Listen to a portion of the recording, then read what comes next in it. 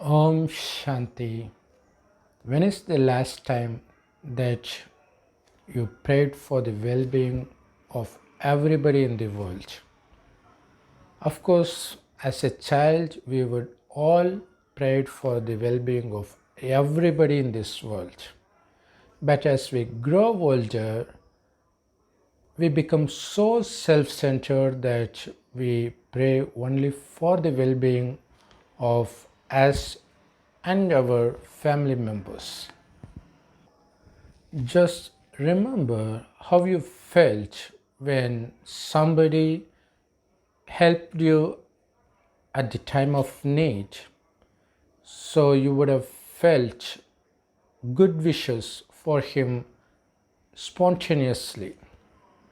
So only during the time in our childhood, especially when we go in front of the deities, we start having good wishes for the world.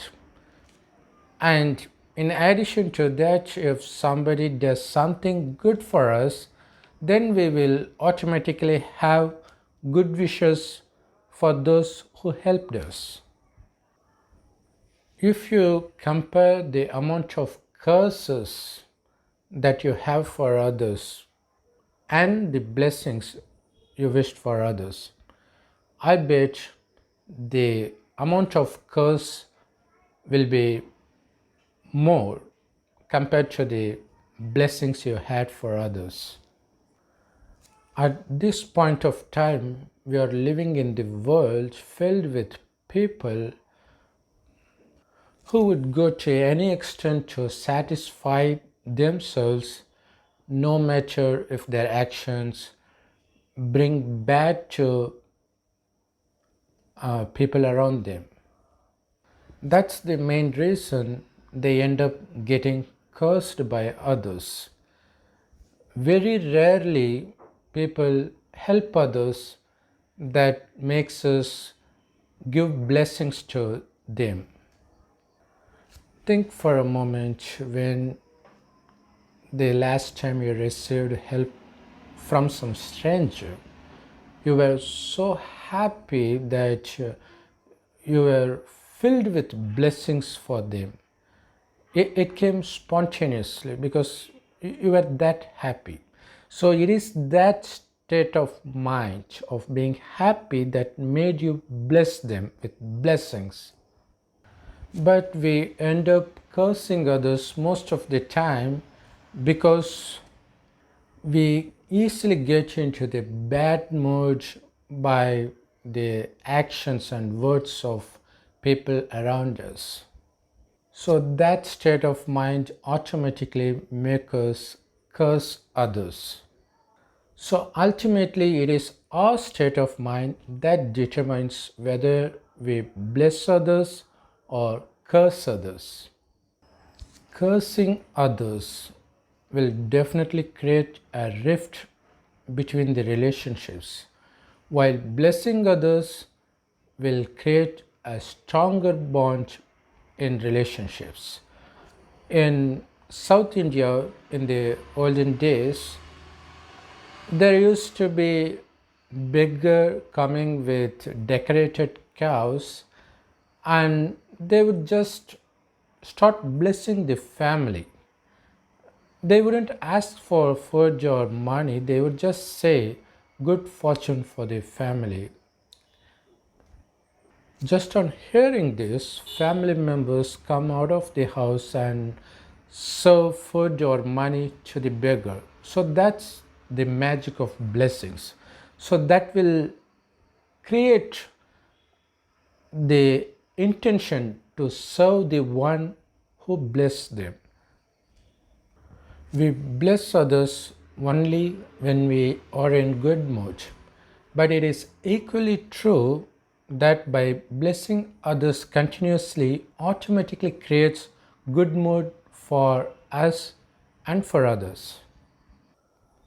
Have you ever wondered how children manage to pray for the good wishes of others without being taught by anybody?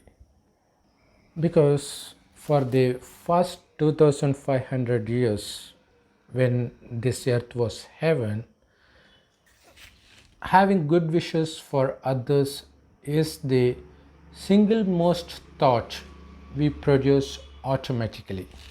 So we had good wishes for everybody we meet.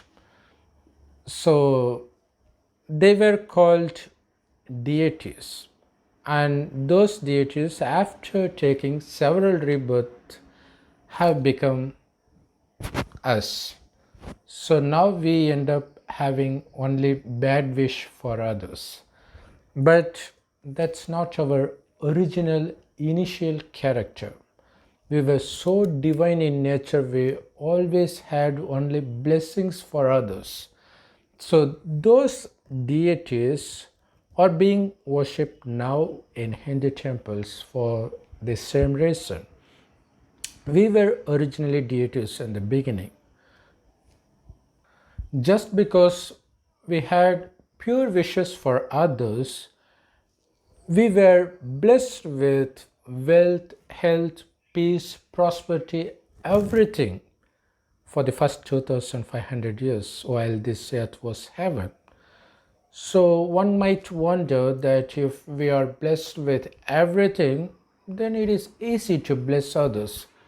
But in reality, it is because they possess this behavior of blessing others, they were blessed with everything that would make them happy.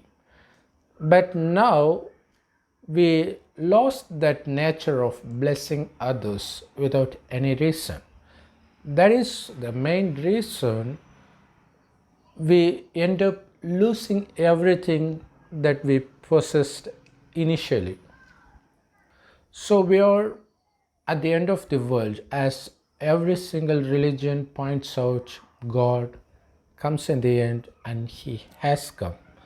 He enters an old man's body and start giving these divine teachings to make us divine as we were originally in the beginning.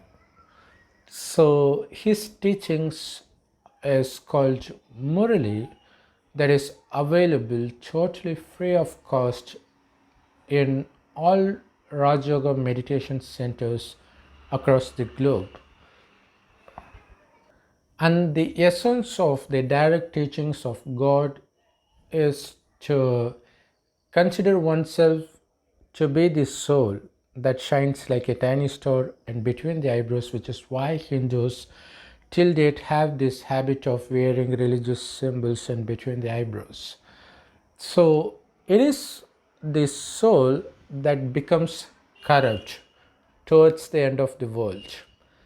And this soul is imperishable, but it has become sinful, and God shows us the way to wash away all the sins, that is covering the imperishable soul.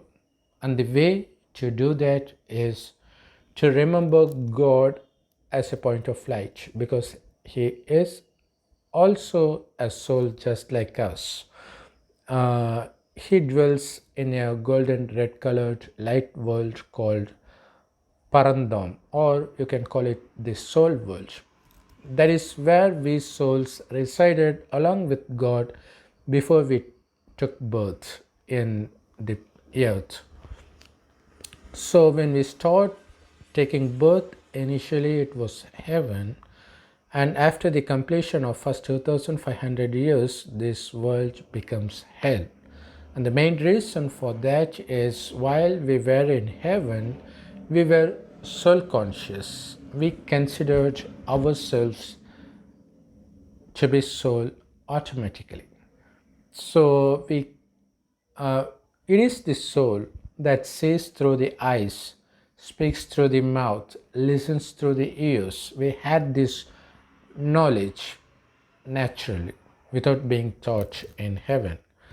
But as time passes, after the completion of first 2500 years, we forget that we are souls. Instead, we consider ourselves to be these perishable body, because of which we become slaves to the sensual pleasures, thereby becoming slaves of the five vices: lust, anger, greed, attachment, and ego. So these five vices are collectively called the major sins. It is because of committing these sins, because of body consciousness, that we start getting punishment in the form of diseases, cheating by uh, other people, and other natural calamities. And it is true that this Kali Yuga is filled with people whose actions will automatically provoke one to curse them. Despite that, you need to be patient and start blessing others no matter what they do to you, hurt you, or make you feel happy. So you don't expect the residents of hell, because this world is hell now. So you can't expect them to give you happiness, but still it is your duty to offer them blessings constantly. So that will elevate your mood to a higher state of mind. So you will slowly develop the habit of constantly blessing others. When you do develop that habit, you will see for your surprise that people who were once treating you as enemies will no longer be able to treat you the same way, because the amount of positive thoughts, of blessings that you had for others, that will actually reduce and sometimes even block their negative thoughts and actions towards you. So post this challenge for yourself. No matter how others behave to you, what kind of situation you are facing, but you will still be blessing others. So make this a resolution. So when you have mastered the art of giving blessings, then you will find that it is very easy to make others serve you without having to order them, or without even having to use more words. So it is the vibration of positive thoughts of blessings that will create magic for you. It will turn enemies into friends. So the more you inculcate the habit of blessing others, you will feel yourself constantly happy no matter what the surrounding is. So this creates a constant happy mood for you, that it is impossible for any person or any situation to bring you down from that elevated state of mind. So this is the easiest and the only way to keep yourself happy and to keep others happy. Just bless others without expecting anything in return. Om Shanti. Thanks for watching. If you like this video, please share this with your friends and relatives, and like this video and leave the valuable comments in the comment section. Thanks for watching. Please hit on the subscribe button.